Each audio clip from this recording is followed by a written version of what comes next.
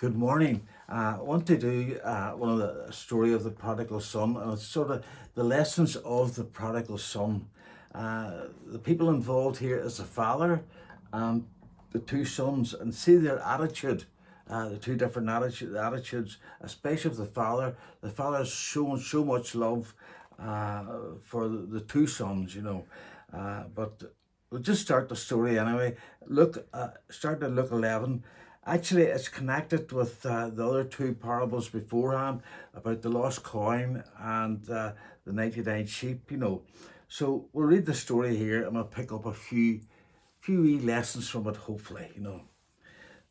Verse 11, Luke 15. He also said, a young man had two sons. The younger of them said to his father, Father, give me a share of the estate that I have coming to me. So he distributed the assets to them. So it's interesting there. This young son asked for his inheritance, and but it's interesting that the father also gave the same inheritance to the other son. So the two sons received their inheritance. And look what it says here. So he distributed the assets to them. Not many days later, the young man gathered together all he had and travelled to a distant country where he squandered his estate foolish living.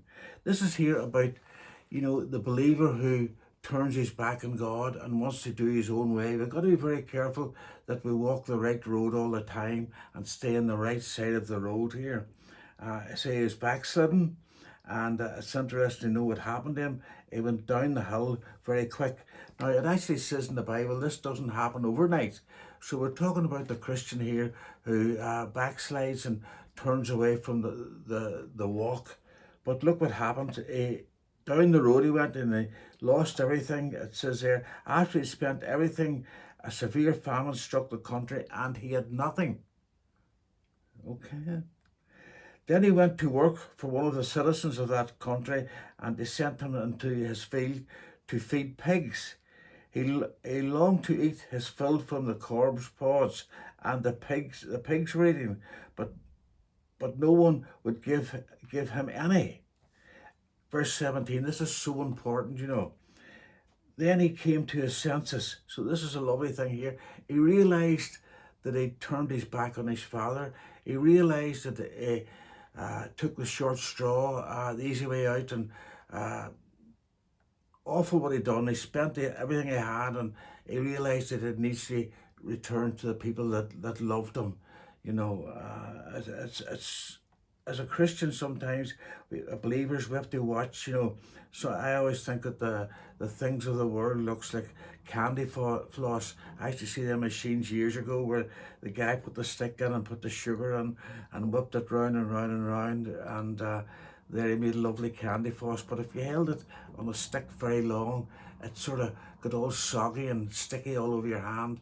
It turned from something nice to something really awful. But that's the way of the world. If you turn your back on the Lord, you think you just want to do your own thing, it's not good. You end up in nothing. And I've seen, sometimes believers, getting addicted to things. They drink alcohol or, just going down the road very badly, and their life's been ruined. I went through situations like that there, talking to people. I remember one guy in particular, I says, the way you're going here, it's not good.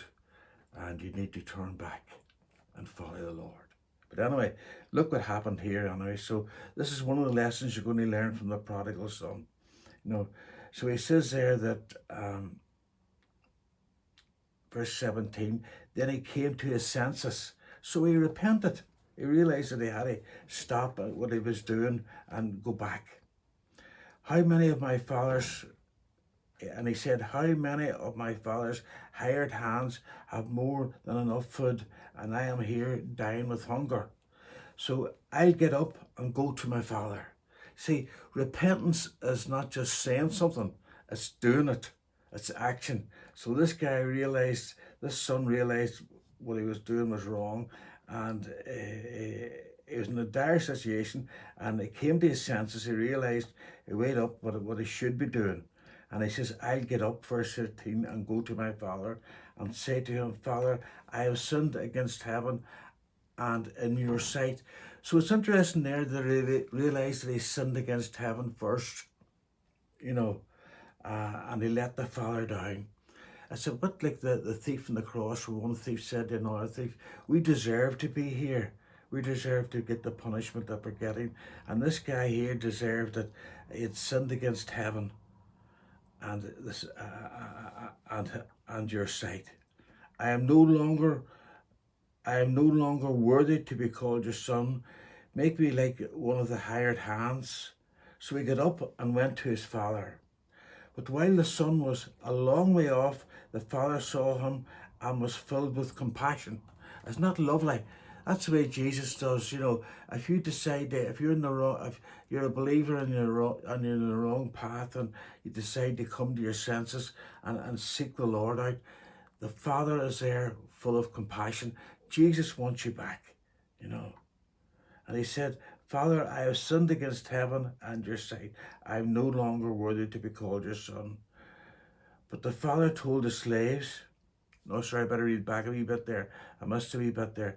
Verse 20, so he got up and went to his father, and while the son was a long way off, his father saw him and was filled with compassion, and he ran and threw his arms around his neck and kissed him.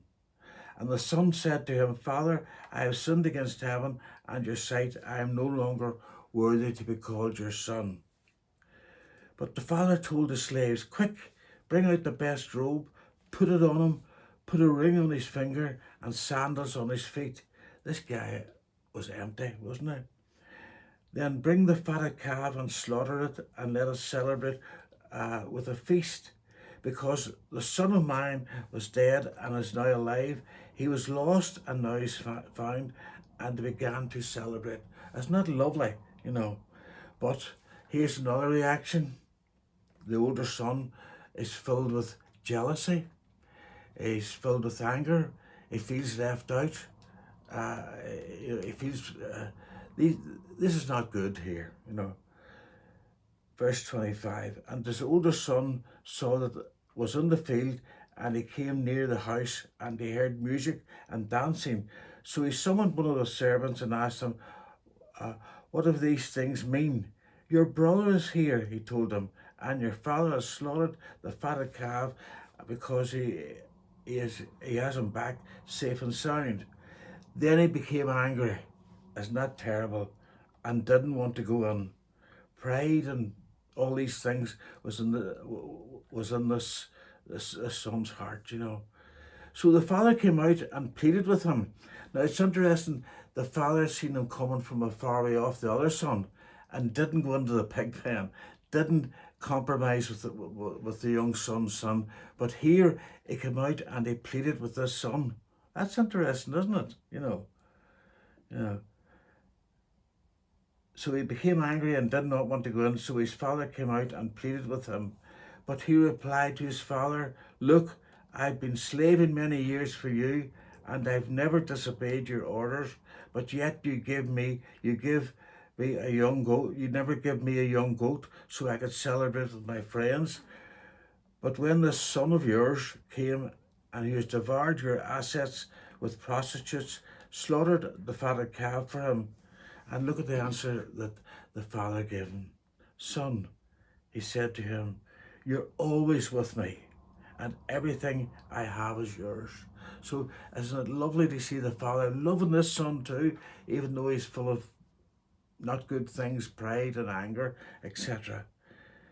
So, but we have to celebrate and rejoice because this brother of yours was dead and now is alive again. He was lost and is now found. It's just interesting the way that story ends. You've one son who was disobedient, turned his back on the father and his home and everything, sunk down the hill, realised, came to his senses and wanted to return to the father where he'd be looked after. You know, that's the same like the Christian who backslides and goes into the world, but the father was looking for him to come back. You've the other son who never left the father, but he was hard in his heart and was jealous full of anger and all. These things that you've got to be careful that you don't get into your heart, anger and these things, and look at other believers. Jesus welcomes everyone, and that's a lovely thing. May the Lord bless you today. Bye.